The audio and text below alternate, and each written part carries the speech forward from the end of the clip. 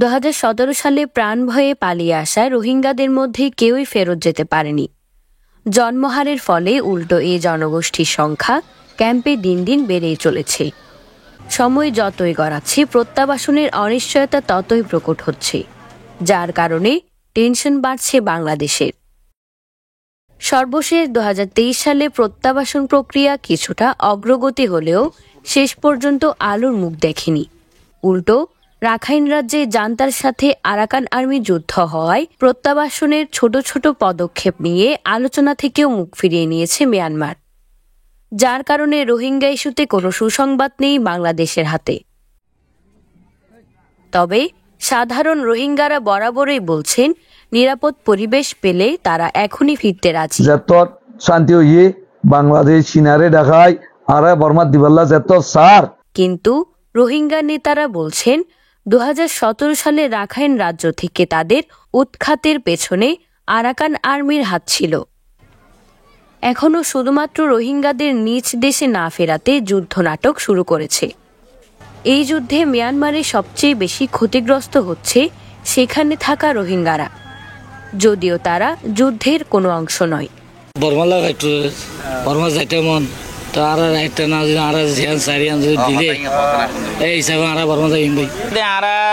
এখন বর্মাত হতারও এখন হতা বলে জিয়ান একটা আর আছে মানে কিনা চিনতে আছে কাক হিয়ান ফাইলে আর জন্য আর দাসে আর দিন নাকি জায়গা জবিন গুদা হাড়ি বাগান টাগান দিন আসিল হিম বিক্ষুন আর চাই বর্মা মিলিটারি জান্টালই ফাইট করে রোহিঙ্গার ফারাত মারা খাদে রোহিঙ্গা তো বাদে রোহিঙ্গার রেহান তো বাজিয়ে নিয়ে আলাই দিয়ে রোহিঙ্গার ফারাগান চালি দিয়ে রোহিঙ্গার মাল বেচা তোরে তারা ডাকাতি করে লইয়া গই আর রোহিঙ্গার কিডন্যাপ করে তারা রোহিঙ্গা লইয়া টর্চারিং করে রোহিঙ্গা তো গুনারিল রোহিঙ্গা টাল টাল মারি ফেলাই গাড়া ফেলে হ্যান ঘরের তো গরি দুনিয়ারে কি করবে আজও রোহিঙ্গা রিপারেশন হবে আর দেন সিচুয়েশন এদিকে মিয়ানমারের সাড়া না পাওয়ায় রোহিঙ্গাদের নিয়ে উভয় সংকটে বাংলাদেশ।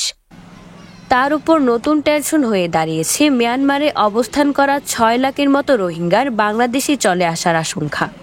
তবে 2017 সালে 10 লাখের মতো রোহিঙ্গাকে আশ্রয় দিয়ে বেকায়দায় থাকা বাংলাদেশ আর একজন রোহিঙ্গাকেও ঢুকতে দিবে না। পুলিশও বলছে কক্সবাজার জেলায় রোহিঙ্গা বাঙালি মিলে ভয়ঙ্কর অপরাধে মেতে উঠেছে, যা নিয়ন্ত্রণে হিমশিম খেতে হচ্ছে আইন শৃঙ্খলা বাহিনীকে। গত নভেম্বর থেকে যে রাখাইন রাজ্যে যে যুদ্ধ তৈরি হয়েছে তাদের নিজ সরকারি বাহিনী এবং ওখানকার যে বিদ্রোহী গোষ্ঠীর মধ্যে, সেই পরিস্থিতির কারণে আমরা আসলে সেই ধরনের কোনো আলোচনারও আর মিয়ানমার থেকে সাড়া পাচ্ছি না। 10 লক্ষাধিক মানুষকে নিয়ে এক ধরনের বড় রকম সমস্যার মধ্যে আছি আমরা। এখন আর একজন রোহিঙ্গা বা অন্য কোনো ব্যক্তিকেও বাংলাদেশে প্রবেশ করে দেওয়ার ক্ষেত্রে প্রস্তুত নই।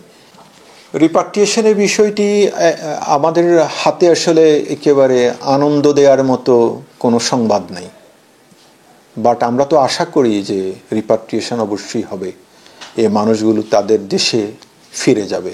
এখন পর্যন্ত 180টিরও বেশি জায়গায় তারা কাঁটাতার যে বেড়াটা দেওয়া সেটিকে কেটে সুন্দর মতো তারা আসা যাওয়া করার নিজেরাই পথ বাতলে নিছে। ফলে তারা ফ্রিকোয়েন্টলি লোকচক্ষুর অন্তরালেই বের হয়ে যাচ্ছে, আবার ভিতরে ঢুকে যাচ্ছে। এটি একটি অপরাধ প্রবণতা বৃদ্ধিতে সহায়তা করছে। যে কতগুলো জঘন্য অপরাধ যেমন মানব পাচার কিংবা অপহরণ, এই জায়গাগুলোতে কিন্তু আমরা নেক্সাস দেখতে পাই। সো এটি একটি বড় ধরনের চ্যালেঞ্জ।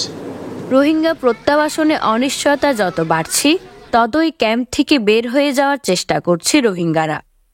অন্যদিকে কমে যাচ্ছে দাতা সংস্থার সাহায্যের পরিমাণও, যার কারণে অপরাধের বিস্তারও ঘটছে ব্যাপক হারে। তাই অভ্যন্তরীণ সংঘাতের অজুহাত না দেখিয়ে দ্রুত রোহিঙ্গা সংকট সমাধানের দাবি সচেতন মহলের। নন্দিনী পাল, CCN।